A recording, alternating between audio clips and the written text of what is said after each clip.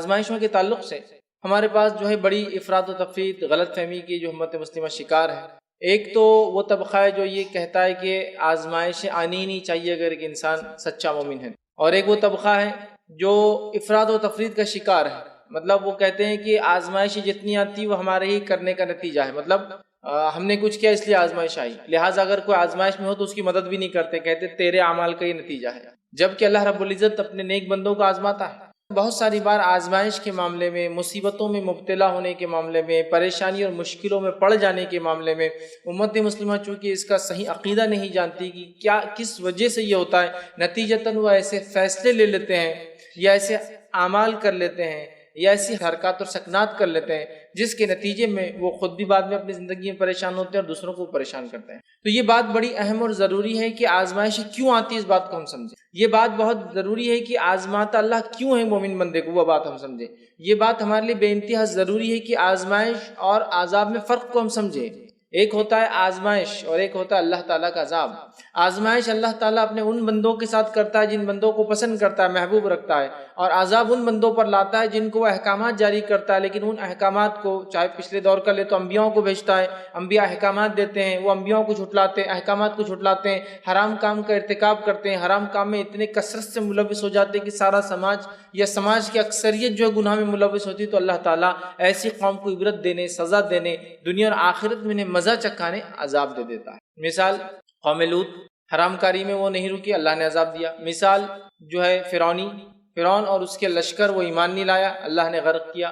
تو بہرحال کئی مثالیں قرآن کے اندر موجود ہیں ایمان لانے والوں کی آزمائش کی، اور ایمان نہ لانے کی وجہ سے، حرام کام کا ارتکاب کرنے کی وجہ سے، انبیاؤں کو جھٹلانے کی وجہ سے، کتابوں کو جھٹلانے کی وجہ سے، انبیاؤں کو قتل کرنے کی بنیاد پر اللہ تعالیٰ نے ان قوموں کو عذاب دیا، سزا دی دنیا کے اندر، اور وہ دنیا میں بھی سزا کے مستحق تھے اور آخرت میں بھی اللہ تعالیٰ ان کو سزا دیں گے۔ تو یہ بات بڑی اہم ہے، یاد رکھیے آزمائش، اس بات کو سمجھنا، اور یہ بات ہم جان لیں۔ جب اکثر ہوتا ہے آزمائش ایک مومن پر آتی ہے تو ہم سمجھتے ہیں یہ آزمائش نہیں ہے، بلکہ یہ جو ہے جس کو ہم کہیں گے ایمان لانے کی وجہ سے آزمائش نہیں، بلکہ وہ سوچتے ہیں کہ ہم نے ایمان شاید نہیں لایا، یا نہ لاتے تو شاید اس آزمائش سے ہم بچ جاتے، مطلب کہ میں مسلمان ہوں نا اس لیے تکلیف آ رہی ہے، کاش کہ میں ایسا نہ ہوتا، مطلب، یا پھر وہ یہ سوچنے لگ جاتے ہیں کہ شاید اس کے ایمان میں کوئی کمزوری ہے، دوسرے لوگ، ارے شاید اس کے ایمان میں کمزوری اس لیے آزمایا جا رہا ہے، شاید اس کے ایمان میں کمزوری اس لیے جو اس کے ساتھ فلاں فلاں چیزیں ہو رہی ہے، جبکہ ہم اس بات کو نہیں سمجھ پاتے کہ آزمائش اور ایمان کا بڑا گہرا تعلق ہے، یاد رکھیں، بڑا گہرا تعلق، اتنا گہرا تعلق کہ ایک ہوتا ہے تو دوسرا فوراً آ جاتا ہے، انبیاء کی زندگی واقعات۔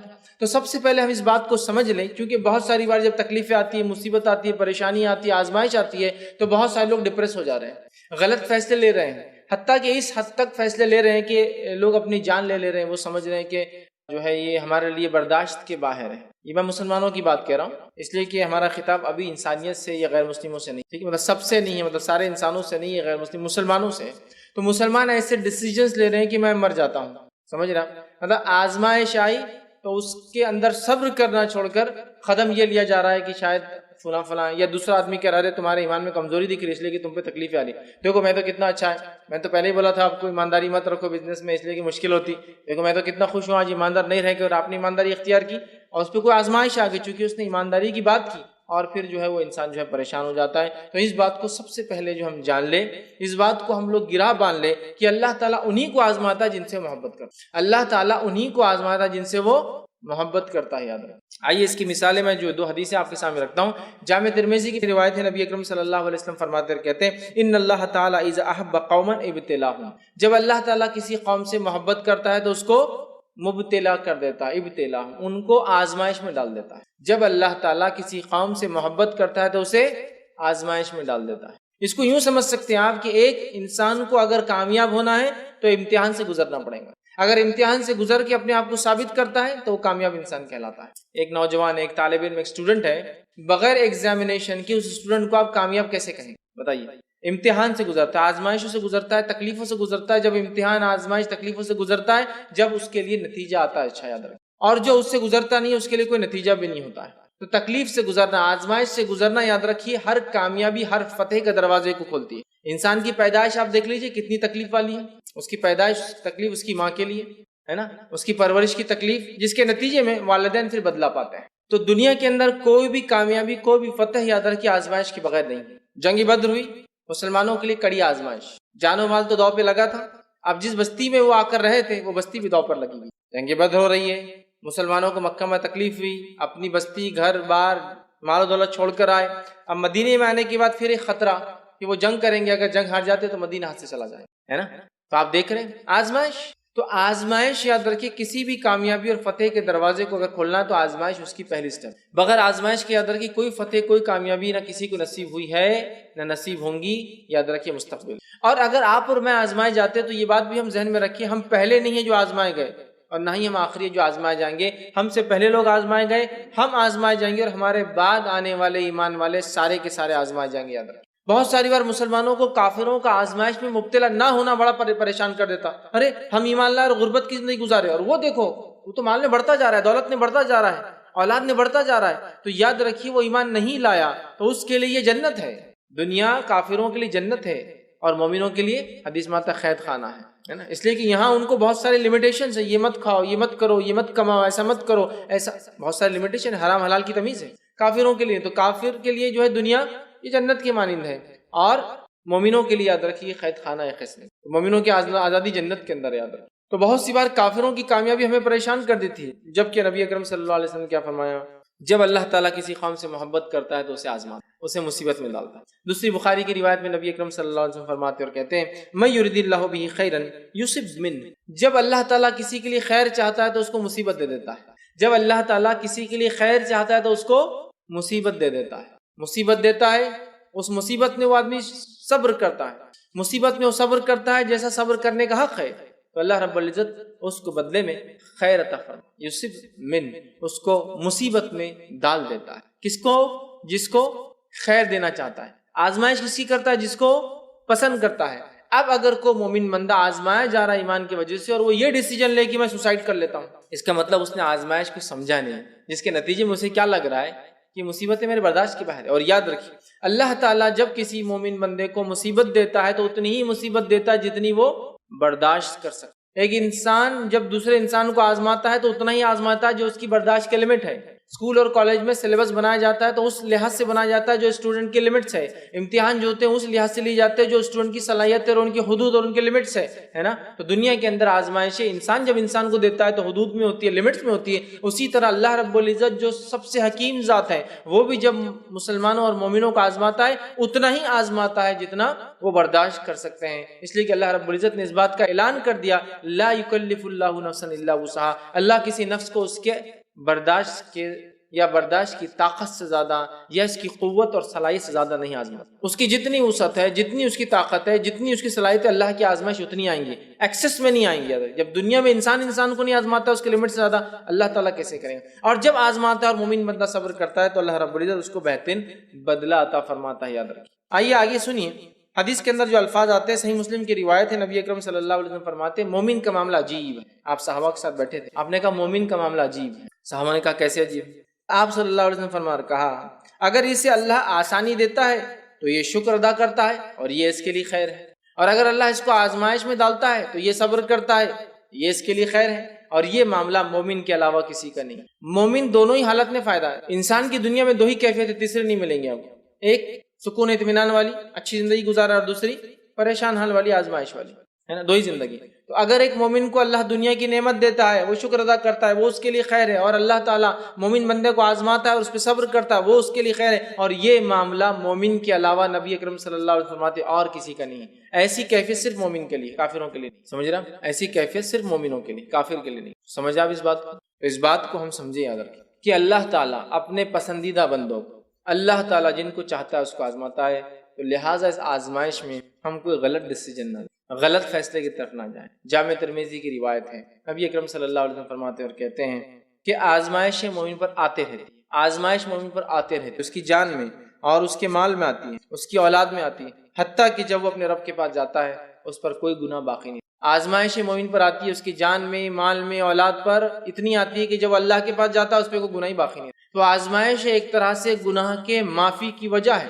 آزمائش ایک طرح سے جس کو ہم کہیں گے سنس کے ایکسپیشن، جس کو کہیں گے گناہوں کے اپنے سے دور ہٹانے کی ایک وجہ ہے، جس سے ہمارے گناہ معاف ہو جاتے ہیں. ہم نہیں سمجھ پا رہے اس کو. میں غریب ہوں، میں پریشان ہوں، اولاد بیمار ہے، میں پریشان ہوں، پریشان ہونا انسانی فطرت ہے، لیکن اس کے لیے شرعی حدود اور لمٹس ہے۔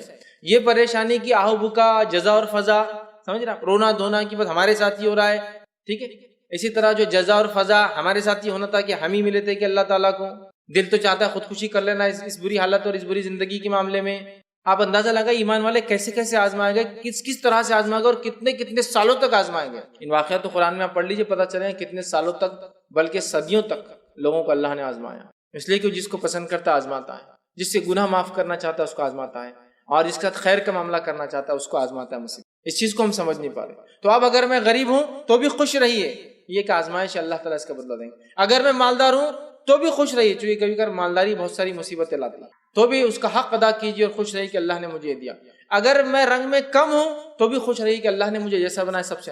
اگر میں زیادہ ہوں تو تکبر میں مت جائیے، اس کو بھی اپنی لمٹ میں لائیے، اس لیے یہ بھی میرے لیے خیر، سمجھا۔ کوئی تکلیف مجھے پہنچ رہی ہے تو بھی اللہ کی طرف جو ہے صبر کا معاملہ رکھیے کہ اللہ اس پر میں صبر کرتا ہوں اور اس کو ہٹانے کی کوشش، سمجھ رہے بات کو۔ تو ہر حالت میں اپنے آپ کو اطمینان میں رکھیے، خوش رہیے کہ اللہ تعالیٰ نے مجھے جیسا رکھا سب سے اچھا رکھا ہے، تو پھر شکر کا مادہ جاگیں گا، صبر ہمارے اندر آئیں گا، آزمائشوں میں کھرے اتریں گے، اور جب ہمارے رب سے ملیں گے ان آزمائشوں کے بدلے ہمارے گناہ ہمارا رب معاف کرتا۔ اس بات کو سمجھنا آج کی جدید دنیا میں، اس جس کو کہیں گے سوشل نیٹ ورکنگ کی اور تیز رفتار سے بڑھنے والی دنیا میں، معلوم کتنے تیز رفتار سے دنیا آج بڑھ رہی ہے؟ اتنے تیز رفتار سے آج دنیا بڑھ رہی ہے کہ سن 2000 سے پہلے دنیا میں جتنی نالج اور جتنا ڈیٹا تھا، سن 2000 سے لے کر 16 سال میں اس سے ڈبل نالج دنیا نے پیدا کیا، صرف 16 سال میں، اور ہر روز ہم کئی صدیوں کا ڈیٹا روز پیدا کر رہے ہیں۔ تو یہ ایک نالج ایکسپلوژن ہے ادھر۔ ہو کیا رہا ہے، وہاں کی ایک چیز آ گئی، ارے کتنے مالدار لوگ کتنی اچھی گاڑیوں میں گھوم رہے، کیسے رہ رہے، دیکھو ہمارے ساتھ یہ ہونا، ارے دیکھو ان کے بچے نے یہ کر لیا، مطلب ہر چیز کو دیکھ کر ہو رہے۔ آپ آزمائشوں کو، مصیبتوں کو، پریشانیوں کو جو رب دے رہا ہے اس کو ویسے جھیلنے کی کوشش نہیں کرے، جبکہ اللہ تعالیٰ نے جو ہے جتنے اس کے نیک بندے تھے ان کو بہت آزمایا ادھر کی، بہت زیادہ نیک بندے سب سے زیادہ اللہ کے آزمائے جاتے ہیں۔ آئیے اس تعلق سے جو ہے ایک روایت آپ کے سامنے رکھتا ہوں جو ابن ماجہ کی ہے۔ نبی اکرم صلی اللہ علیہ وسلم فرماتے اور کہتے ہیں سب سے زیادہ جو انسانوں میں آزمائے جاتے ہیں وہ انبیاء ہے، پھر علماء حق ہے۔ سب سے زیادہ جو انسانوں میں اللہ آزماتا ہے وہ انبیاء ہے، پھر علماء حق ہے، پھر صالحین ہیں۔ ان میں سے کچھ کے جسم پر کیڑے پڑ گئے اور اس کی وجہ سے وہ مر گئے، کچھ کے جسم پر کیڑے پڑ گئے جس کی وجہ سے وہ مر گئے۔ اگر آج کسی انسان کو دیندار اس کے آنکھ میں کیڑے پڑ جائے، اللہ رحم کرے، تو ہم کیا بولیں گے؟ ہاں بہت بڑا تھا، گناہ گار ہوں گا اس لیے ایسا ہوا۔ ہم آزمائش اور عذاب یا سزا کا فرق نہیں سمجھ پاتے۔ دین پر چلنے کی بنیاد پہ جو تکلیفیں آتی وہ آزمائش، اور دین کو چھوڑنے کی بنیاد پہ جو مصیبتیں پریشانی آتی وہ سزا ہوتی ہے۔ تو کچھ ایسے تھے جس میں کیڑے پڑ گئے اور وہ مر گئے اس وجہ۔ پھر آگے آپ نے فرمایا کچھ کو اللہ نے جو ہے غربت سے آزمایا کہ انہیں پہننے کو کچھ نہیں تھا سوائے ایک ٹاٹ کے، ٹاٹ سمجھتے نا، تھیلا، جن کو پہننے کو کچھ نہیں تھا سوائے ٹاٹ کے۔ اور ٹاٹ میں سمجھتا ہوں اس زمانے میں بھی اور آج بھی سب سے سستی چیزیں جو خریدی جا سکتی ہے، آج بھی ٹاٹ کا تھیلا 5 روپے میں، لیکن اتنا بڑا ہوتا ہے کبھی 10-20 روپے کا لے لے تو آپ پورا کپڑا آنکھ ڈھانک سکتے ہیں، لیکن کوئی اس کو پہنتا نہیں ہے۔ تو سوائے ٹاٹ کے اتنے غریب تھے کہ کچھ نہیں تھا سوائے ٹاٹ پہنتے تھے، سمجھ رہے؟ لیکن وہ اس آزمائش میں اتنے خوش تھے جتنے تم سکون میں بھی خوش نہیں رہتے ہو، لیکن چونکہ وہ جانتے تھے یہ ان کے رب کی طرف سے آزمائش ہے، وہ اتنے سیٹسفائیڈ تھے، وہ اتنے خوش تھے جتنے آپ سے فرما رہے تم جو سکون میں بھی نہیں خوش ہوتے ہو، تمہارے سکون کے مقابلے میں وہ زیادہ خوش تھے۔ آج ہمارا حال کیا ہے؟ صحابہ کی زندگی دیکھ لیجیے آپ، کھانے کو نہیں ہے، پہننے کو نہیں ہے، 3 سال کے بائیکاٹ ہو رہے ہیں۔ بائیکاٹ کی کیفیت یہ ہے کہ اس بائیکاٹ کے اندر صحابہ کہتے کھانے کچھ نہیں تھا، کبھی کبھار کوئی کچھ رشتہ دار دوست احباب کہیں سے لا کر ڈال دیتے تو اتنا کھانے کو مل جاتا ہے نا۔ پھر وہ بائیکاٹ کے اندر یہ ہو رہا ہے کہ کھانے کو جب نہیں ہوتا تو پتے جلاتے، پتا سیدھا تو انسان نہیں کھا، سوکھے پتے ہوتے، پتا جلا کے راکھ کھایا کرتے تھے پانی کے، چمڑے جلا کے راکھ، چمڑے کی راکھ کھایا کرتے اور پانی پیا کرتے تھے۔ صحابہ کے اقوال موجود، آزمائیں گے، کبھی نہیں بولے کہ اچھے خاصے تھے اب ایمان لائے تو دیکھو کیا مصیبت آ گئی کہ جانوروں کا پتا ہم کھا رہے ہیں جلا کر، وہ بھی پتا آپ کچا نہیں کھا سکتا انسان، بہت مشکل۔ اللہ نے اس کے دانتوں میں وہ صلاحیت نہیں دیا کہ اس کو کھائے، اور ہضم کرنے کے لیے وہ صلاحیت نہیں، اور اس پر کھجور کا پتا ہو تو پھر ناممکن ہے کہ انسان کے لیے جلا لو تو راکھ کم از کم پیٹ کو بھر تو دیتی ہے، سمجھ رہے ہیں؟ تو ایسے آزمائیں گے، لیکن کبھی بھی انہوں نے آزمائش میں یہ اظہار نہیں کیا کہ ہمارے ساتھ یہ ہو رہا ہے۔ میں یہ بات کیوں کہہ رہا ہوں؟ آج اللہ نے ہمیں لاکھ نعمت دینے کے بعد بھی جو ہماری کیفیت ہے نا، یہ بہت خطرناک۔ ایک مرتبہ ایک شیخ کو کسی نے کال کیا اور کال کر کے سوال کیا، وہ افریقہ کے ایک ایسے علاقے سے کال کر رہا تھا جہاں بہت غربت ہے، بہت غربت ہے، ٹھیک ہے، اسے کسی طرح سے جو اس نے بات کرنے کی کوشش کی اور یہ سوال اپنا جو ہے فون کے ذریعے رکھا. سوال اس کا یہ تھا، اور سائل نے یہ سوال کیا اس شیخ سے جس سے بات کر رہا تھا رمضان سے متعلق، اور سوال کیا اللہ تعالیٰ میری سحری کو قبول کرے گا جبکہ میں اس میں کچھ بھی نہیں کھاتا ہوں؟ سمجھ رہے ہیں؟ یا میرے روزے کو قبول کریں گا جبکہ میں اس میں کچھ نہیں کھاتا ہوں، نہ سحر میں کچھ کھاتا ہوں نہ افطار میں کچھ کھاتا ہوں. مطلب سحر کب شروع ہوتی ہے اور افطار کب ختم ہوتی ہے؟ ہم کو کھانے کو نہیں ہے تو نہ شروعات میں کچھ ہے نہ کھانے. روزے کو توڑتے ہیں نا آپ، مطلب افطار کرتے ہیں، روزے کو توڑنا ہے، تو میں وہ نہیں کر پاتا ہوں. تو کیا اللہ ہمارے روزے قبول کریں گے؟ کس غربت کا عالم ہے، نہ سحر میں کھانے کچھ ہے تو پتہ نہیں روزہ کب چالو ہو رہا ہے، مطلب روزہ ہی ہے، اور نہ افطار میں کچھ کھانے. تو پوچھ رہے کہ اللہ ہمارا روزہ قبول کریں گا؟ نہ سحر کرتے ہیں نہ افطار کرتے. تو ایسے بھی لوگ ہیں، لیکن ہم کو وہ لوگ نظر نہیں آتے. وہ لوگ نظر آئے تو ان پہ اللہ کا عذاب ہے، اس لیے ویسے وہ ہم آزمائش والی کیفیت بھول گئے. اور یاد رکھیں جب کوئی قوم آزمائش سے گزرنا نہیں چاہتی تو پھر اس کا زوال شروع ہو جاتا ہے. چونکہ وہ قوم جو آزمائش سے نہیں گزرنا چاہتی وہ ساری دنیا کے لیے ایک آسان چیز بن جاتی معلوم. اور جب جو قوم آزمائشوں سے گزر کر نکلتی ہے اس قوم سے دنیا ڈرتی ہے. سمجھ رہے بات؟ تو یہ بات بڑی اہم ہے. اللہ کی ناشکری ہم چھوڑیں، اور آزمائشیں، مصیبتیں، تکلیفیں جو ہم کو آتی ہیں ان آزمائشوں، مصیبتوں اور تکلیف میں اللہ سے دعا مانگے، اور جو ہے وہاں وہ کرے جو ہمیں کرنے کا حق یاد رکھیے، وہ نہیں جو آج کل ہم کر رہے ہیں یاد رکھیے. تو یہ بڑی اہم چیز تھی، اس بات کو ہم سمجھیں. تو اللہ تعالیٰ نیک اور صالحین کو، صلحاء کو، انبیاء کو، نیک لوگوں کو آزماتا ہے. کسی کو قید کے ذریعے آزماتا ہے، کسی کو بھوک کے ذریعے آزماتا ہے، کسی کو اولاد کے ذریعے آزماتا ہے، کسی کو علاقے اور ماحول کے ذریعے آزماتا ہے نا، کسی کو بیماریوں کے ذریعے آزماتا ہے، کسی کو دنیاوی نعمتوں کے زوال، مطلب پہلے تھی اور اب چلی گئی یا تھی نہیں، کمی سے آزماتا ہے. کچھ بھی ہو سکتا. کسی کو ڈسیبلٹی، جسمانی کمزوریوں سے آزماتا ہے، ہاتھ پیر، آنکھ، ناک، کان، عقل کا چلے جانا، ڈسیبلٹی، اس سے آزماتا ہے. کسی کو فتنے اور فساد والے علاقوں میں جو ہے پیدا کر کے وہاں بھیج کر آزماتا ہے. تو اللہ تعالیٰ مختلف لوگوں کو مختلف طریقوں سے آزماتا تھا، آزما رہا ہے اور آزماتا رہیں گا، اس لیے کہ اسی ٹیسٹ سے پاس ہو کر ہم کھرے اترنے والے ہیں. اور اللہ تعالیٰ دیکھنا چاہیں گا کہ میرے مومن بندے نے جب دعویٰ کیا ایمان کا تو کیا یہ کھرا اترتا ہے اپنے دعوے پر یا یہ صرف لفظی دعویٰ ہے. اس بات کو ہم جو ہے بہت اچھے سے سمجھے یاد رکھیں. تو مصیبتیں، تکلیفیں یہ اللہ کی طرف سے ہوتی ہے. اللہ ان کو آزماتا ہے جن کو پسند کرتا ہے. اللہ تعالیٰ نے پچھلی قوموں کو آزمایا، آزمائش کے دور سے ابھی قومیں گزر رہی ہیں، اور آنے والے دور میں بھی اللہ لوگوں کو قیامت تک آزماتا رہے گا. قرآن کا اگر مطالعہ کرے، ایوب علیہ السلام کا واقعہ لے، بیماری کے اعتبار سے بیماری میں وہ کیسے آزمائے، لیکن کبھی بھی بیماری میں، آزمائش میں انہوں نے اللہ کی ناشکری نہیں کی. سمجھ رہا؟ اللہ کی ناشکری نہیں کی. حال کا میں ایک واقعہ بتاتا ہوں، اللہ ان پر رحم کرے، ان کی مغفرت کرے، وہ انتقال کر گئے. حال کا ایک واقعہ بتاتا ہوں. ایک نوجوان جو اپنے زندگی کے 10 سے 12 یا 15 سال سے ایک ایسی بیماری میں ملوث تھا کہ جس بیماری میں اس کی جلد جو ہے نکل گئی تھی، اور اندازہ لگا جلد نکلنے کے بعد سیدھا اگر کسی کی مسلس ایکسپوز ہو جائے تو کتنی تکلیف، زخم جیسے، ویسی بیماری میں 10 سے 12 سال گزارے. ہر روز ایسی تکلیف تھی کہ اس نے ایک بار جو ہے کال کیا اور آفس میں مجھ سے پوچھنے لگا کیا میرے لیے یہ جائز ہے کہ میں کسی ڈاکٹر کے پاس جا کر زہر کا انجیکشن لے کے اپنے آپ کو ختم کر لوں، اس لیے کہ میں ہر روز کئی موت کے برابر جو ہے مرتا. میں نے کہا اس کی اجازت تو نہیں، آپ صبر کیجئے. وہ کہ کتنے سالوں سب کہہ رہے ہیں، نہ وضو کر سکتا ہوں، حالت ایسی ہے، نماز وغیرہ پڑھتا ہوں، وضو کر سکتا. تکلیف کا یہ عالم دیکھو، جلد نکل جائے کسی کی اور کھلا ہو جائے، کسی تکلیف میں انسان جیتا ہوں گا. تو ایسی کئی. پھر بہرحال بعد میں نے کہا نہیں، یہ نہیں، آپ صبر کیجئے، فلاں بہرحال حال کی بات ہے. کچھ ماہ پہلے، پھر تھوڑے دن پہلے، کچھ روز پہلے مجھے پتا چلا کہ ان کا انتقال للہ و انا الیہ راجعون. لیکن بہرحال موت بھی ان کے لیے ایک آزادی تھی. لیکن بہرحال دیکھیے اس تکلیف میں اس نے ناشکری کی ایک بھی کلمہ ادا نہیں کیا، صرف شرعی مسئلہ پوچھا تھا. کیا مرسی ڈیتھ ہو گیا نا، آج کل گورنمنٹ نے بھی اس کو کی کہ کچھ لوگ جو اس شدت تکلیف میں ہوتے ہیں کہ وہ مانگتے ہیں کہ ہمیں موت دے دی جائے، تو کیا مرسی ڈیتھ میرے لیے شریعت میں اس کی کوئی گنجائش ہے؟ تو میں نے کہا مرسی ڈیتھ جیسی کوئی چیز، رحم سے مار دینے جیسی کوئی چیز اسلام میں نہیں ہے. لہٰذا تم صبر کرو، انتظار کرو، اللہ تعالیٰ جب بہتر سمجھے گا وہ چیز تمہیں دے دے گا، جو چیز تمہارے لیے فائدے مند ہے، چاہے وہ صحت ہو چاہے وہ موت ہو. کیونکہ صحت بھی اس کے لیے فائدے مند تھی اور موت بھی اس کے لیے فائدے مند تھی جس تکلیف میں ہو، اور اللہ نے اس کے لیے وہ بہتر سمجھا موت. سمجھ رہا بات؟ نوجوان تھا، نکاح وغیرہ کچھ بھی نہیں. تو اندازہ لگائیے. تو مصیبت کی ایک شخص، بیماری، ایوب علیہ السلام اس کی جیتی جاگتی مثال. قرآن پڑھ لیجیے، معلوم ہو جائے. اسی طرح جو ہے طویل عرصے تک اولاد کی وجہ سے آزمائے جانا، ہوتے ہیں نا لوگ اولاد کی وجہ سے آزمائے جاتے، تو ان کے لیے مثال ہے یعقوب علیہ السلام، جو سالوں تک اپنے بیٹے یوسف کے لیے روتے رہے. بلکہ مفسرین لکھتے اتنا روئے کہ آنسو بہنے سے آنکھوں کی بینائی چلے گئی. تو طبیب نے، ڈاکٹرز نے کہا جو بیماری ان کو ہو گئی تھی کہ آپ اونٹ کا گوشت نہ کھایا کریں. یہ ساری باتیں کوئی حدیث سے نہیں ہے لیکن تفسیر میں لوگ لکھتے ہیں. تو آپ نے اونٹ کا گوشت کھانا بند کر دیا, اور اسی بنیاد پر یہود بھی اونٹ کا گوشت نہیں کھاتے تھے مدینہ کے. جب نبی اکرم صلی اللہ علیہ وسلم آئے اور صحابہ اونٹ کا گوشت کھاتے تو وہ کہتے تم کیسے ہو سکتے ایمان والے, جبکہ یعقوب علیہ السلام تو اونٹ کا گوشت نہیں کھاتے تھے. اسرائیل, ان کا نام اسرائیل تھا نا, یعقوب ان کے بیٹوں کو بنی اسرائیل کہا تھا.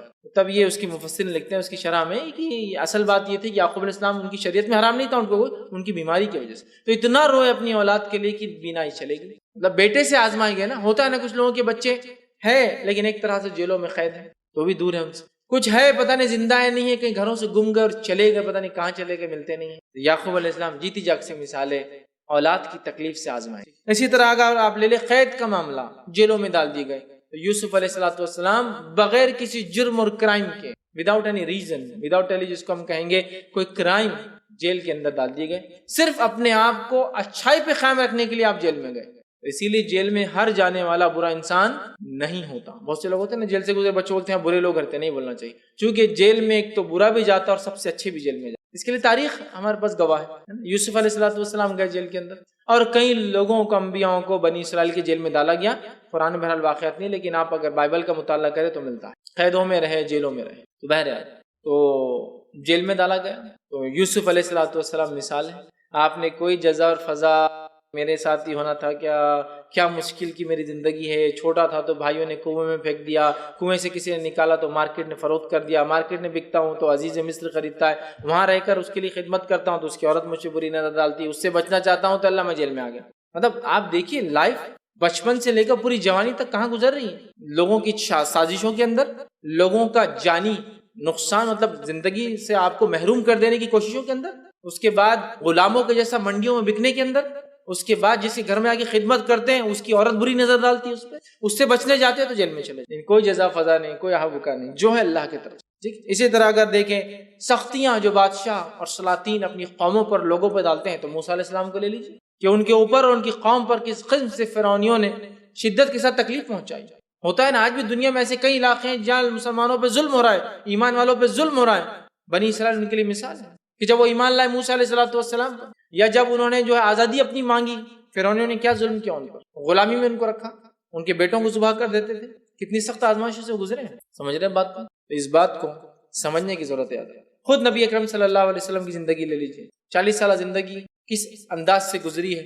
سہولت اور چیزوں کی کمی ایک الگ چیز, لیکن اس کے علاوہ 40 سالہ زندگی ایک اطمینانی زندگی تھی آپ صلی اللہ علیہ وسلم کی. ایک طرح سے سہولتیں بہت کم تھی, چیزوں کی کمی ایک الگ چیز, لیکن 40 سال کے بعد جب آپ پر وحی نازل ہوئی, آپ نے نبوت کا دعویٰ کیا, اس گھڑی سے لے کر جو تکلیفیں اور جو پریشانیاں آپ کو اٹھانا پڑی, جس کی کوئی انتہا نہیں. ایک نبی ہونے کے باوجود, اس مقام پر ہونے کے باوجود, کوئی گالی دیتا ہے, آپ کو گالی دے گا. کوئی راستے چلے تو کاہن کہتا ہے, کاہن, نجومی, جادوگر, ساحر کہتا ہے. کوئی انسان جو ہے آپ کو مجنون کہتا ہے, مجنون جس پہ جن سوار ہو, پاگل جو ہو جائے, تو کوئی مجنون کہتا ہے, تو کوئی جادوگر کہتا ہے, تو کوئی گالی دیتا ہے, تو کوئی کاہن کہتا ہے. ٹھیک ہے. اسی طرح کوئی ہے جو آپ کو شاعر کہتا ہے, ہاں یہ شاعری کرتا ہے جو کچھ پڑھتا ہے قرآن, نعوذ باللہ, تو کوئی شاعر کہتا ہے. اتنے الزامات آپ پر ایک کے بعد لگ رہے ہیں. کوئی یہ سمجھتا ہے کہ شاید کسی خوبصورت عورت کے لیے سب کرایا جا رہا ہے تو آفر دیے جا رہے ہیں. کوئی یہ سمجھتا ہے کہ شاید جس کو لالچ ہے کہ عرب کے بادشاہ بنے تو آفر دیا جاتا ہے. لیکن اس کے بعد بھی آپ دیکھیں جسمانی طور سے آپ کو تکلیف دی جاتی ہے. کوئی گلے میں کوئی چیز ڈال کے کھینچ لیتا ہے, تو کوئی لا کر اونٹ کی غلاظت, اس کی وجڑی جو ہوتی ہے نا, وہ غلاظت جس میں ہوتی ہے, لارج انٹسٹائن جس کو بولتے ہیں, وہ لا کے سر پہ رکھتا ہے. بہت وزنی ہوتی ہے, گندگی بھی ہے اس کے اندر, وزن بھی ہے اس کے اندر, کہ آپ سجدے سے اٹھ ہی نہیں پا رہے ہیں کیونکہ وہ پیٹ پہ رکھ دیا کسی نے سجدے کی حالت میں. تو ایسے آزمائے جا رہے ہیں. لیکن اس کے بعد بھی آپ کوئی جزا اور فضا, کوئی آہر بکا, کوئی پریشانی نہیں دیکھتے ہیں, بلکہ اتنا سکون اطمینان جتنا اللہ ہم پر رحم کرے. ساری سہولت ہونے کے بعد اتنے سکون اطمینان میں نہیں ہم. کیا آج ہم اطمینان سکون میں ہیں؟ یہ ہمارا دین کو چھوڑنے کا نتیجہ ہے جو ہم پریشان ہیں. دین کو اختیار کرنے سے آزمائش آتی ہے, وہ بھی ہے, لیکن دین کو چھوڑنے کی وجہ سے پریشانیاں آتی ہیں اور مصیبتیں, وہ بھی ہے. اس کو بھی یاد رکھنا. ٹھیک ہے. صحابہ کو لے لیجیے, اس کے بعد انبیاء کے واقعات ہو گئے, صحابہ کو لے لیجیے. صحابہ کیسی کیسی آزمائشوں سے گزرے, یاد رکھیں کس طرح سے آزمائے گئے. کوئی صحابی ہے, 2 اونٹوں کے بیچ میں 2 پیر باندھ دیے جا رہے ہیں, ایک اونٹ ادھر بھگا دیا جا رہا ہے, دوسرا اونٹ ادھر بھگا دیا جا رہا ہے. کوئی صحابیہ ہے بلکہ جو ہے سمیہ رضی اللہ عنہا, یہ پہلی شہید ہے اسلام کے لیے, ہے نا. کسی کا پیر کھول کے جو ہے پیٹ کے اندر جو ہے برچھی, نیزہ, جو تلوار, جو بھی الفاظ بری نوکیلی چیز ڈال دی جا رہی, انسان مر جا رہا ہے. تو کسی کو بازار میں لا کر جانور کے ساتھ سلوک کیا جا رہا ہے. تو کسی کو روز کوئلوں کے اوپر لٹا دیا جا رہا ہے جس سے اس کی چربی جو ہے جسم سے نکل کر اس پہ گرتی اور کوئلے بجھ جاتے ہیں. ایسے واقعات ہیں. تو کوئی ایسا ہے کہ جس کو گرم تیل کا الاؤ ڈال کے اس میں پھینک دیا جا رہا ہے, پچھلا کھڑا ہے, پچھلا صحابی دیکھ رہا ہے کہ رضی اللہ عنہ کے آگے والا گر رہا ہے, وہ اندر گرتا ہے, ہڈیاں اور گوشت الگ ہو جاتا ہے تیل میں گرتے, کوئی فرق نہیں پڑتا. تو کوئی راستے میں لا کر پھانسی دے دیا جا رہا ہے سب کے اعلان کر کے کہ یہ تھا جس نے ایمان لایا. ابھی بھی اگر چھوڑ دیتا ہے ایمان تو چھوڑ دیں گے, نہیں ایمان نہیں چھوڑ سکتا. کم از کم اتنا سوچ لے کہ محمد تو کوئی تکلیف پہنچ جائے تجھے خوشی ہو. تو کہا میں تو یہ بھی نہیں سوچتا کو کاٹا لگے اور میں سکون سے بیٹھا, اس کو پھانسی دے دی جاتی ہے. ٹھیک. تو کسی کو جو ہے اوباش قسم کے بچوں کے جو ہے گلے میں رسی ڈال کے چھوڑ دیا جاتا ہے. بلال رضی اللہ عنہ وہ لے کے گلی گلی گھوم رہے ایک انسان کو, تو کس ساتھ یہ سلوک. بہرحال مختلف قسم کی تکلیفیں ہیں, لیکن وہ سارے لوگ جانتے تھے یہ آزمائش. پہاڑ کے ایسے جمے ہوئے تھے, ان کے رب کی نصرت اور فتح ان کو ملی. پھر میں نے کہا نا ہر آزمائش کے بعد ہی نصرت اور فتح, کامیابی اور مدد کا دروازہ کھلتا ہے, اس کے بغیر نہیں ہوتا. یہ بات یاد ہے. اور آزمائش انسان کو سکھاتی ہے, ایک مضبوط انسان بناتا ہے. اللہ رب العزت کی سنت اور یہ طریقہ رہا ہے پچھلی قوموں کے ساتھ بھی اور ہمارے ساتھ بھی. اللہ تعالیٰ قرآن میں ایک جگہ فرماتا ہے, سورہ یوسف سورہ نمبر 12 آیت نمبر 110 میں اللہ فرماتا ہے, یہاں تک کہ جب رسول بالکل نا امید ہو گئے اور انہوں نے گمان کیا کہ ان سے یقیناً جھوٹ کہا گیا تھا, تو ان کے پاس ہماری مدد آ گئی. انبیاءوں کو اللہ نے وعدہ کیا کہ ان کی مدد نصرت کی جائیں گی. جب وہ آزمائے گئے تو اتنے پریشان ہو گئے, ایسا لگا کہ اللہ کی مدد نہیں آنے والی ہے, ہم سے جھوٹ کہا گیا. تو تب اللہ کی مدد اور نصرت ان تک آ پہنچی. پھر جسے ہم چاہتے تھے وہ بچا لیے گئے. ہمارا عذاب مجرم لوگوں سے ہٹایا نہیں جا سکتا. پھر جس کو ہم چاہتے تھے بچا لیا, اور جس کو اللہ نے مجرم تھے جو اللہ کے, اللہ نے ان کو سزا دے دی. سمجھ رہے اس بات؟ تو یہ بڑی اہم چیز ہے یاد رکھیں, آزمائشوں کو سمجھنا. یا اس کے ماننے والے ان انبیاؤں کی سمجھ بیٹھے کہ ہم سے جو ہے کوئی وعدہ جو کیا گیا تھا صحیح وعدہ نہیں تھا, بلکہ ایک جگہ تو کہا متی نصر اللہ, اللہ کی مدد کب آئیں گی پوچھنے لگے. اللہ کی مدد اس کے بعد آ گئی. تو آزمائش ہے, یاد رکھیے یہ اہم فیز ہے, یاد رکھیے. اور جب کوئی قوم اس کے لیے ریڈی نہیں ہوتی نا, تیار, تو وہ قوم جو ہے زوال پذیر ہوتی ہے. اور جو قوم اس کے لیے ریڈی ہوتی ہے, تیار ہوتی ہے, وہ قوم دنیا میں عروج پاتی ہے. یہ بات بڑی اہم ہے, یہ بات بڑی اہم. اس لیے کہ آج دیکھیے آپ سوفسٹیکیشن, جدیدیت کے اعتبار سے امریکہ کتنا آگے ہے. ملٹری ایک مائٹ ہے, ملٹری پاور ہے, سپر پاور نمبر 1 ہے, لیکن اس کے باوجود بھی اس کی فوج میں مرنے کا جذبہ نہیں. آج تک دنیا میں کوئی بھی جنگ وہ زمین پہ اتر کے نہیں جیت. دور سے سب کچھ کرتے ہیں, زمین پہ اترنے کی طاقت نہیں, چونکہ آزمائشوں سے وہ گزرنا نہیں چاہتے. سمجھ رہے ہیں؟ جو قوم آزمائشوں سے گزرتی ہے وہ بہت کچھ کر پاتی ہے, اور جو آزمائشوں سے گزر کر پیچھے ہٹ جاتی ہے وہ دنیا میں بھی کچھ نہیں پاتی, چونکہ فتح اور نصرت بھی اس کے ساتھ نہیں ہوتی ہے. اسی طرح اللہ رب العزت سورہ انعام سورہ نمبر 6 آیت نمبر جو 34 میں 34 میں فرماتا ہے, کہتا ہے وَلَقَدْ كُذِّبَتْ رُسُلٌ مِّن قَبْلِكَ, اے نبی آپ سے پہلے بھی جو رسول تھے وہ جھٹلائے گئے. فَصَبَرُوا عَلَىٰ مَا كُذِّبُوا, تو انہوں نے صبر کیا جب کہ وہ جھٹلائے گئے. حالانکہ وہ نبی ہے لیکن ان کو جھٹلایا گیا, انہوں نے اس معاملے میں صبر کیا جس چیز کے معاملے میں جھٹلائے گئے تھے. وَأُوذُوا, صبر کیا کہ وہ جھٹلائے گئے اور ان کو اذیت دی گئی, اس پر بھی وہ صبر کیا. حتی آتاہم نصرنا, جب تک کہ اللہ کی مدد ان کے پاس نہ آ گئی. تو انبیاء تھے, آزمائے گئے, انہوں نے صبر کیا لوگوں کی تکلیفوں پر اور اذیتوں پر, اور اس کے بعد اللہ کی مدد آ پہنچی. اور یقیناً آپ سے پہلے کئی رسول جھٹلائے گئے, تو انہوں نے اس پر صبر کیا کہ وہ جھٹلائے گئے اور انہیں اذیت دی گئی, یہاں تک کہ ان کے پاس ہماری مدد آ گئی. تو اللہ کی مدد اور نصرت تبھی آ سکتی, جو میں نے کہا نا, جب ہم آزمائش کے لیے ریڈی ہو. جب ہم آزمائش کے لیے ریڈی نہیں ہوں گے اور ایک اطمینان والی زندگی گزارنے کا ہم فیصلہ کر لیں گے اور آنے والی آزمائشوں کو اپنے خلاف سمجھیں گے, بلکہ آنے والی آزمائشوں کو ہٹانے کے لیے خودکشی جیسی چیزوں کا, اپنے آپ کو ختم کرنے کے ارادوں کا, بستی اور شہر اور ایمان چھوڑنے کی نیتیں کر لیں گے, مصیبتیں یقیناً ہٹ جائیں گی, لیکن آخرت کے اعتبار سے آپ ناکام ہو جائیں. مصیبتیں ہٹ جائیں گی لیکن آخرت کے اعتبار سے ہم ناکام ہو جائیں گے, یاد رکھیں. اور آج ہم میں سے اکثر یہی چاہتا ہے, سب سے عیش اور عشرت والی زندگی, بنا کسی تکلیف کے ایمان پر بھی چلے اور آخرت بھی. حالات ایسے ہی ہے, یاد رکھیں. بہت سارے لوگ ہوتے ہیں دعا کرتے ہیں, اے اللہ اس مصیبت کو ہم سے ہٹا دے, اور اس کے لیے ہمارے اندر ایسے لوگ پیدا کر جو اس مصیبت سے ہم کو دور لے جائے, ہے نا. مسلمان مصیبت زدہ ہے, پریشان حال ہے ممالک میں, دعا ہو رہی ہے اللہ پھر بھیج دے کوئی صلاح الدین ایوبی, ہے نا, لیکن میرے گھر میں نہیں پیدا ہونا, پڑوسی گھر میں پیدا ہونا, اس لیے کہ میں تکلیف نہیں اٹھا سکتا ہوں جو ان لوگوں نے اٹھائی. یہ ایک الگ چیز, یہی حال ہے ہمارا, یہی حال ہے نہیں ہمارا. ٹھیک, یہ کام بہت غلط ہو رہا ہے, اس کے خلاف بولنا چاہیے. تم کیوں نہیں بولتے؟ نہیں میں نہیں بول سکتا, تم بولو. کیوں آپ کیوں نہیں بول سکتے؟ اس لیے کہ میں آزمائشوں میں. آپ بولیے, آپ دیکھ لیجیے. ہمارا حال یہی ہے نہیں, دین کے بنیاد پہ نہیں, ہم تو دنیا کی بنیاد پہ کوئی مصیبت لینا نہیں چاہتے. کوئی آدمی اگر گڑھے میں گرا ہوا, میں اس کو نہیں اٹھا سکتا ہوں, اس لیے نہیں کہ اس کی مدد, اس لیے کہ گڑھے میں گرا ہوا ہے, اس کے کپڑے گندے ہو گئے, اس کو نکالوں گا, میں گندا ہو جاؤں گا. چھوٹا سا ہم کو یہ کام بھی نہیں کرنا. باقی آزمائشیں اور مصیبتیں تو ایک بہت ہائر فیز ہے جو ایمان کی وجہ سے آتی ہے. جو لوور لیول پر آ سکتی ہے وہ بھی برداشت کرنے کو ہم تیار نہیں. بتائیے, بوڑھے ماں باپ کو انسان چھوڑنا چاہتا ہے آج کے دور میں, اپنے گھر سے دور. ایک کوئی بوڑھا گھر میں, اولڈ ایج ہوم میں, کیوں؟ اس لیے کہ ان سے آنے والی آزمائش اور پریشانیوں کو ہم نہیں اٹھانا چاہتے ہیں، ہے نہیں ہے؟ اولاد ہماری بگڑتے جا رہی ہے، کیوں؟ ان کی تربیت ہم کرنا نہیں چاہتے ہیں۔ ماحول ہمارا خراب ہوتا جا رہا ہے، کیوں؟ ہم اپنی اصلاح نہیں کرنا چاہتے، کیونکہ میں شروع ہوں گا تو لوگ مجھے یہ بولیں گے، وہ بولیں گے، وہ بولیں گے، یہ ہوں گا، وہ ہوں گا، ایسا ہوں گا، ویسا ہوں گا، جاندار چھوڑ۔ ہم تو لیسٹ لیول میں کوئی مصیبت اٹھانے کو تیار نہیں، ہائیسٹ لیول تو اس کا چھوڑ دیجیے۔ صحابہ کی زندگی نمونہ ہے ہمارے لیے، اصحاب رسول کی زندگیاں، اس کے علاوہ سلف صالحین کی زندگیاں، علماء حق کی زندگیاں، اور ان سے اوپر آپ جاتے جائیے، انبیاء اور رسول کی زندگیاں، یہ ہمارے لیے نمونہ ہے۔ نمونہ ہے نہیں؟ نمونہ ہے، نمونہ ہے، یاد رکھیں، نمونہ ہے۔ عیسیٰ علیہ السلام کی مثال لے لیجیے آپ، جب آپ آئے اور یہود جو مسلمان تھے، اصل انہوں نے اپنا نام مسلمان پسند نہیں کیا اور یہود پسند کیا۔ یہود جو مسلمان تھے اس وقت کے، انہوں نے شرک اور کفر کو اختیار کر لیا تھا۔ عیسیٰ علیہ السلام آئے اور انہوں نے تعلیمات کو پاک کر دیا، توریت کی تعلیمات کو جو کرپٹ اور انہوں نے بگاڑ دیا تھا، اس میں تحریف کی تھی، اس میں وضاح کیا تھا، اپنے طرف سے باتیں من گھڑت ڈال دی تھی۔ عیسیٰ علیہ السلام نے آگے جب پول کھولی، ایک طرح سے وضاحت کی، تحریف کو الگ کر دیا، حق کو الگ کر دیا، توحید کو واضح کر دیا، تو پوری کی پوری یہودیت ان کے پیچھے پڑ گئی۔ مسلمانوں میں ایک نبی آیا، یہودی مسلمان تھے اس زمانے کے، ان میں ایک نبی آتا ہے، حق بات کہتا ہے تو وہ قوم کس طرح سے تکلیف دیتی ہے۔ عیسیٰ علیہ السلام صرف کس وجہ سے؟ کیا وہ نہیں پہچانتے تھے عیسیٰ علیہ السلام نبی حق ہے؟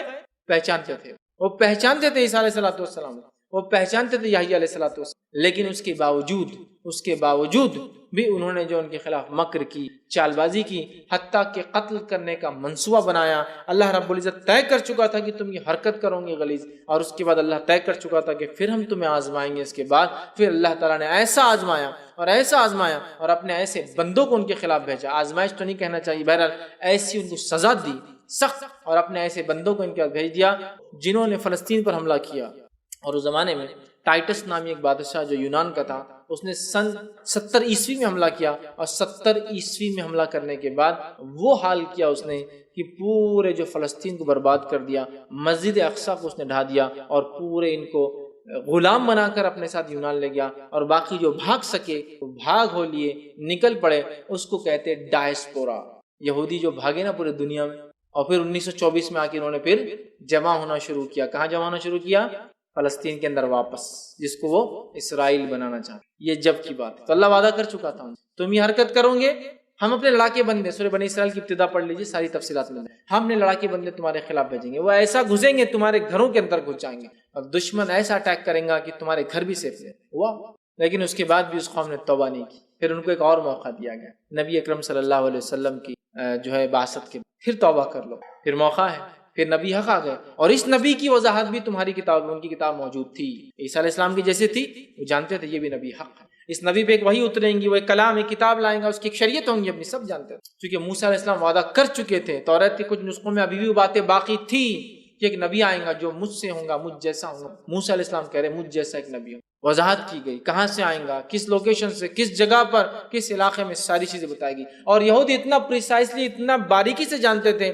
اس کے تعلق سے ایک صحابی رسول فرماتے ہیں، اور وہ کہتے ہیں کہ زید بن ثابت رضی اللہ عنہ فرماتے ہیں کہ جب میں چھوٹا تھا تو مدینے میں یہودی کچھ جو ہے نبی کی آنے کی بشارت دیا کرتے تھے، تو میں جب وہاں سے گزر رہا تھا ایک مرتبہ، تو ایک شخص نے کہا کہ اتنے دن سے آ کے تم واعظ و نصیحت کا، عرب تھا وہ، یہودی آ کے ان کو واعظ کرتے تھے، اتنے دن سے بولتے ہو، کب آئیں گا آخر؟ تو اس یہودی نے ان کی طرف اشارہ کر کے کہا اس لڑکے کے بالغ ہونے سے پہلے وہ نبی آ جائے۔ تو وہ انتظار کر رہے تھے کہ اس یہودی نے کہا نا، اور یہودیوں کو وہ اہل کتاب مانتے تھے، کہ ان کے پاس کتاب ہے، تو وہ کہتے میں انتظار کر رہا۔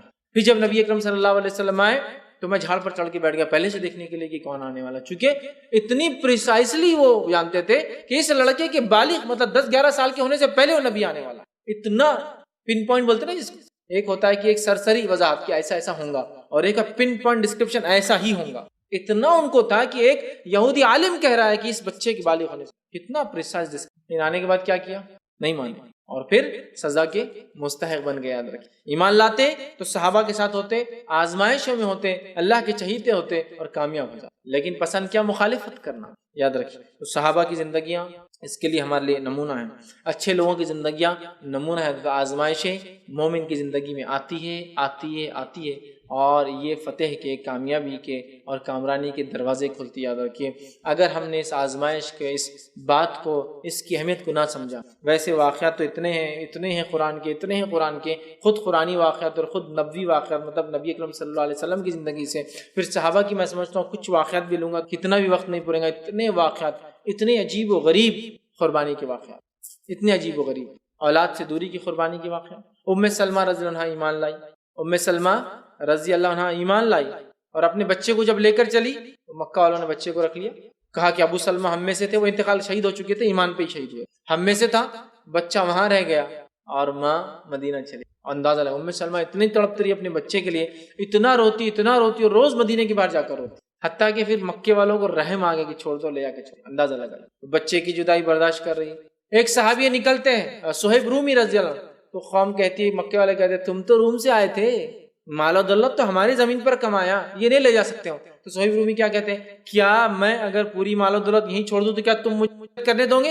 تو مکی والوں کیا لگا اگر ہاں بولیں گے تو صہیب شاید نہیں بولیں گے، چونکہ مال و دولت کون چھوڑتا ہے، تو کہا ہاں، تو کہا پوری رکھ لو، میں چلا، چونکہ وعدہ کر چکے تھے نہیں پھر سکتے، چلے گئے۔ تو کوئی مال چھوڑ کر جا رہا ہے، کوئی ایمان کے لیے اولاد چھوڑ کر جا رہا ہے، آزمائے جا رہے ہیں نا، کوئی اپنے شوہر سے الگ کر دیا جا رہا ہے نا، شوہر قید میں ہے مکے والوں کے پاس، بیوی مدینے میں ہجرت کے بعد، یا پھر بیوی مدینے میں نہیں، ہجرت کر کے اس کو جو حبش جانا پڑ رہا ہے، یا پتہ نہیں اور کہاں لوگ نکلے۔ کسی کا حال یہ ہے کہ یہاں سے نکلا ہے وہاں نہیں پہنچ سکتا۔ بہت ساری تکلیف تھی صحابہ کو، لیکن کبھی بھی آپ ان کے چہروں پر کوشچن مارک نہیں دیکھیں گے اس آزمائش کے۔ تو جو تھوڑی بہت تکلیفیں مجھے اور آپ کو آتی ہے نا، جسٹ بی ریلیکس، کچھ بھی نہیں، ان کی تکلیفیں یاد کریں گے، یہ مسئلہ حل ہو جائیں گے۔ اب مجھ پر اور آپ پر پریشانی آ گئی، مصیبت آ گئی، تو کیا کرنا ہے؟ پہلا کام، آزمائش آتے ہی صبر کرنا ہے، اور آزمائش آتے ہی تبھی صبر کرنا ہے۔ آپ کو اس بات کو غور سے سنیے، وقت کے ساتھ صبر سب کو آ جاتا ہے، اس وقت کرنا یہ اصل ہے۔ نبی اکرم صلی اللہ علیہ وسلم مدینے میں گلی سے گزر ایک جگہ سے، اور ایک عورت ایک خبر پر روتی بیٹھی، آپ آ کر کہتے ہیں، اے عورت اللہ کا تقوی اختیار کر، ڈر اختیار کر اور صبر۔ وہ عورت نہیں جانتی تھی، نبی اکرم صلی اللہ علیہ وسلم کو کہا، جاؤ بڑی باتیں کر رہے ہو کھڑے رہ کر، میرا کیا نقصان ہوا تمہیں کیا پتا، اور مجھے صبر کہہ رہے ہو۔ نبی اکرم صلی اللہ علیہ وسلم خاموشی کے ساتھ وہاں سے چلے گئے۔ پیچھے سے صحابہ آئے اور کہا، اے عورت تو پاگل ہوگی، تجھے عقل ہے، تو نے کیا کیا؟ کیا کیا؟ وہ نبی اکرم صلی اللہ علیہ وسلم تو اس نے کہا مجھے بالکل نہیں پتا تھا وہ اللہ کے رسول ہے۔ اٹھی فوراً بھاگی، جا کر کے اللہ کے رسول صلی اللہ علیہ وسلم معافی چاہتی ہوں آپ سے، میں نہیں پہچانتی تھی آپ کو۔ آپ نے فرمایا صبر تب ہے جب واقعہ ہوتا ہے، اس لیے کہ عمر کے ساتھ، زندگی کے ساتھ تو صبر سب کو آ جاتا ہے۔ میری اولاد مجھ سے آج چھین گئی تو آج صبر ہے، 10 20 50 دن بعد تو سب کو صبر آ جاتا ہے۔ میرے گھر کا کوئی انتقال کر گیا تو صبر آج ہے، چونکہ 10 12 15 دن بعد تو سب کو صبر، یا سال بھر بعد تو سب کو صبر آ جاتا ہے۔ صبر تب ہے جب وہ واقعہ ہوتا ہے۔ تو جب آزمائش آئے تو کیا کرنا ہے؟ صبر، یہ سب سے اہم چیز، ٹھیک ہے۔ دوسرا، اللہ سے مدد طلب کرنا ہے، دعاؤں کے ذریعے اللہ سے مدد طلب کرنا ہے، دعاؤں کے ذریعے کہ یہ مصیبت آئی ہے اللہ اس کو ہم سے دور کر، یہ جو پریشانی آئی اس کو دور کر، اس آزمائش میں ہم کو کھرا اتار، اس آزمائش کو دنیا اور آخرت میں میرے لیے فائدے کا ذریعہ بنا اور کامیابی۔ اور دوسری چیز، صبر کے بعد مدد طلب کرنا اللہ تعالیٰ سے۔ تیسری چیز جو ہے، ڈٹ کر ہمت کے ساتھ اس مصیبت کا، آزمائش کا سامنا جو اللہ تعالیٰ نے دی، اور اللہ ہی اس کو ہٹا سکتا ہے، یاد رکھیں۔ ڈٹ کر ان مصیبتوں کا، ان پریشانیوں کا ہمت کے ساتھ، جس کو کہوں گا، سامنا کرنا ہے، ٹھیک ہے۔ چوتھی چیز جو ہے، اللہ سے اجر طلب کی نیت کے ساتھ اس مصیبت کا آپ کو سامنا کرنا ہے کہ اللہ اس مصیبت کے بدلے تجھ سے میں اجر طلب کروں، سمجھ رہے ہیں؟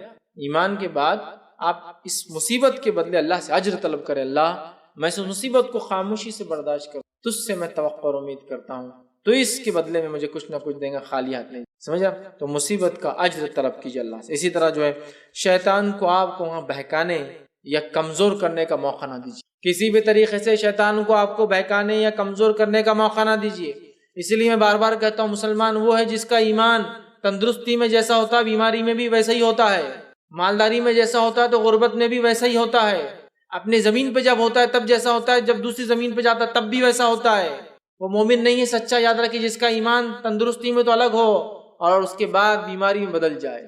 تندرست ہے تو اللہ کا شکر ہے، بیمار ہو جائے تو فلاں دروں پہ جا کر جو اس کا علاج طلب کیا، ایمان نہیں ہے، یہ ایمان نہیں، سمجھ رہا؟ تو اس موقع پر آزمائش، پریشانی، مشکل کے شیطان کو موقع نہ دیں آپ کو بہکانے کا یا گمراہ کرنے کا، یاد رکھیے، اور آپ کو کمزور کرنے کا۔ ڈٹ جائیے، مصیبت اللہ کی طرف سے، میں اس پہ صبر کروں، لیکن احتساب ضرور کیجئے، یہ مصیبت ہے، آزمائش ہے، یہ عذاب ہے اللہ کا، اس کا احتساب ضرور کیجئے، اس کو احتساب کیجئے، کہیں میرے دین کو چھوڑنے سے تو نہیں مسئلہ ہو رہا ہے، یہ دین پر چلا، احتساب ضرور کیجئے، ورنہ پتہ چلا ہے تکلیف، عذاب اور آپ آزمائش سمجھ، اس بات کو سمجھ۔ اسی طرح جو ہے، آئی ہوئی آزمائش یا مصیبت کو ہٹانے کی، اپنے سے مصیبت آئی ہے اس کو ہٹانا ہے، ورنہ آپ یہ سمجھیں گے مصیبت آئی آزمائش ہے تو اس کو کنٹینیو رہنے دو، نہیں، اس کو ہٹانے کی کوشش۔ نبی اکرم صلی اللہ علیہ وسلم صحابہ مصیبتیں آئی آزمائشیں آئی لیکن انہوں نے حتی الامکان کوشش کی اس کو ہٹایا بھی جائے، جہاں صبر کیا اللہ کی طرف سے اس کو مانا وہیں ہٹانے کی بالکل کوشش کی، اللہ سے دعائیں کی اس کے خلاف کہ اللہ اسے ہم سے دور کر دے، ٹھیک ہے۔ اسی طرح جو آزمائش کے ہٹنے کے بعد اللہ کا، آزمائش کے آپ سے ہٹنے کے بعد اللہ تعالیٰ کا شکر ادا کرے کہ اللہ تو نے ہی آزمائش دی اور تو نے ہی اس کو ہم سے ہٹا دیا، اس کا شکر ادا کریں۔ اسی طرح جو ہے کسی کو ہم جو ہے آزمائش میں دیکھے تو اس کی ضرور مدد کریں۔ بہت سے لوگ سوال کرتے ہیں زلزلہ آیا تو زلزلے میں متاثر لوگوں کی کیا مدد کرنا، چونکہ زلزلے عذاب ہے، کیا مدد کرنا چاہیے، زلزلے عذاب ہے، تو یاد رکھیں زلزلے جن کے لیے عذاب تھے وہ تو خود انتقال کر گئے، جو بچے ہیں اللہ نے چونکہ بچا لیا، مدد کرنا تو بھائی آپ یہ بھی تو آپ سوچیں، یہ بھی تو آپ سوچیں، مدد کرنا یاد رکھیں۔ تو بہت سی بار ہم کیا کرتے ہیں، کسی پہ آزمائش آئی تو ہم مدد نہیں کرتے، تو مدد کیجیے ایسے کسی شخص کی اگر وہ آزمایا جا رہا ہے جو آپ کی طرف سے ہو سکتا ہے، اس لیے کہ ہو سکتا ہے اس مدد سے اللہ تعالیٰ آپ کی مغفرت کرے، اس مدد سے اللہ تعالیٰ چونکہ آپ نے ذریعہ بنے اس کی اس تکلیف کو ہٹانے کا، اللہ تعالیٰ آپ کو اجر دے، ٹھیک ہے۔ یہ ہر قسم سے ہو سکتا ہے، چھوٹے سے چھوٹے لیول سے لے کر بڑے سے بڑے لیول تک۔ ایک جانور کو پانی پلانا بھی اس میں شامل ہو سکتا ہے، ایک انسان کو راستے کو ادھر سے ادھر جو ہے کراس کرا دینا، راستہ پار کرا دینا بھی، ایک انسان کا چند روپیے دے کر اس کو، یا کچھ دوائیں دے کر، یا کچھ کپڑے دے کر، یا اچھی کچھ نہ ہو سکے تو ایک اچھی مسکان دے کر، خوش ہو کر، ہنس کر دیکھ کر تھوڑی بات کرنا بھی اس میں۔ مدد کیجیے ایسے لوگوں کی اگر آپ کو ملتے ہیں مصیبت زدہ، پریشان یا آزمائش میں مبتلا لوگ۔ اسی طرح جو ہے مشکلوں سے ہی جو ہے گزر کر جو ہے انسان جو ہے کامیابی کے راستے پہنچتا ہے، یا اللہ تعالیٰ مشکلوں سے گزار کر ہی ایک مومن کے لیے کامیابی کی دروازے کھول، لہٰذا اس مشکل اور مصیبت کو اللہ کی طرف سے آزمائش کو اپنے لیے ایک ٹیسٹ امتحان سمجھے اور اس امتحان کے نتیجے سے خوش ہوئیے کہ آج آزمائش ہے، آج رات ہے تو رات کے بعد کیا آتا ہے، دن آنا ہی ہے، سمجھ رہے آپ؟ تو مصیبت کا آنا علامت ہے کہ راحت آپ سے قریب، آسانی آپ سے قریب ہے، نصرت آپ سے قریب ہے، فتح آپ سے قریب، اللہ کی مدد اور کامیابی آپ سے، نئے راستے آپ کے، سمجھ رہے ہیں بات کو؟ تو اس چیز کو اگر مسلمان سمجھ لے تو وہ کسی آزمائش پہ جزا اور فضا، کمپلیننگ، آہ و بکا، رونا، دیکھیے تکلیف سے رونا آنا ایک الگ چیز، لیکن یہ جو رونا ہوتا ہے نا، یہ اپنے آنے والی آزمائش کے لیے شکایت کے معنی میں ہوتا ہے، ہم ہی ملے تھے کیا، ہمارا ہی تھا کیا، ہمارے ہی بچے تھے، سمجھ رہے ہیں؟ تو اس چیز کو ہم سمجھیں اور آنے والی آزمائشوں کو اگر ہم اس معنی میں لیں گے اور اس طرح سے انشاءاللہ، تو یہ آزمائشیں ہمارے لیے بہت سارے اجر کا باعث بنیں گی، گناہوں کے خاتمے کا باعث بنیں گی، چونکہ ہر آنے والی تکلیف انسان کو یاد رکھیے اس کے گناہوں کو معاف کرتی ہے۔ علی بن ابی طالب رضی اللہ عنہ بیمار تھے، نبی اکرم صلی اللہ علیہ وسلم کے پاس آئے، کہا آج بڑا بخار ہے، تو آپ صلی اللہ علیہ وسلم فرمایا لا باسا طہور، کوئی فکر کی بات نہیں، یہ بخار تیرے لیے پاکی کا ذریعہ بنے گا، اور پاکی مطلب گناہوں کی معافی، اور تیرے لیے اجر اور ثواب کا ذریعہ، پاکی کا ذریعہ، سمجھ رہے آپ؟ تو لہٰذا مومن کے لیے ہر حالت میں فائدہ ہے، ہم کو اس چیز آنے والی آزمائشوں پر جو میں نے نکات رکھے اس کے مطابق کھڑا اترنا ہے۔ جب کوئی ایسی آزمائش آئے تو پچھلوں کے واقعات پڑھ لے، دل کو تسلی اور سکون آئے۔ جب کوئی ایسی آزمائش آئے پچھلوں کے واقعات پڑھ لے اٹھا کر، قرآن میں اور احادیث میں جو آتے ہیں، انشاءاللہ یہ تسلی مل جائیں گی اور اطمینان ہو جائیں گا۔ اور اگر پریکٹیکل دیکھنا ہے تو آج کے زمانے میں یاد رکھیے ویڈیو بڑا عام ہے، بہت سارے لوگوں کے حالات دیکھ سکتے ہیں، یا اس کے علاوہ اپنے علاقے میں بستیوں میں جائیے، بڑے شہروں میں، اور لوگوں کو اسپتالوں میں، ہاسپٹلس میں جا کے دیکھیے، اولڈ ایج ہوم میں، بوڑھے گھر میں جا کے دیکھیے، ہے نا، مصیبت زدہ لوگوں کو، راستے پہ غریبوں کو دیکھیے جو ننگے اور بھوکے پڑے ہوئے ہیں۔ تو انشاءاللہ عزیز سمجھتا ہوں عقل مند کے لیے اتنا ہی کافی ہے کہ وہ بڑی نصیحت ان تمام چیزوں سے، واقعہ سے حاصل کر لیں گا۔ اپنی بات کو میں ہی ختم کروں گا، اللہ رب العزت سے دعا کہ اللہ سبحانہ تعالیٰ ہم تمام کو جو ہے آزمائشوں میں جو ہے صبر کرنے کی توفیق عطا فرما، ہم تمام کے لیے جو ہے آزمائشوں کو دنیا اور آخرت میں جو ہے فائدے کا اور جو ہے آسانی کا ذریعہ بنا، ہم تمام کے لیے ہماری آزمائشوں کو آخرت میں گناہوں کی معافی اور جنت میں جانے کا جو ہے ذریعہ بنائے، ہمیں جو ہے جب تک زندہ رکھے، جو ہے ایمان اور اسلام پر زندہ رکھے، خاتمہ ہمارا ایمان پر ہو۔ وآخر دعوانا الحمدللہ رب العالمین، سبحان ربک رب العزت عما یصفون، وسلام علی المرسلین۔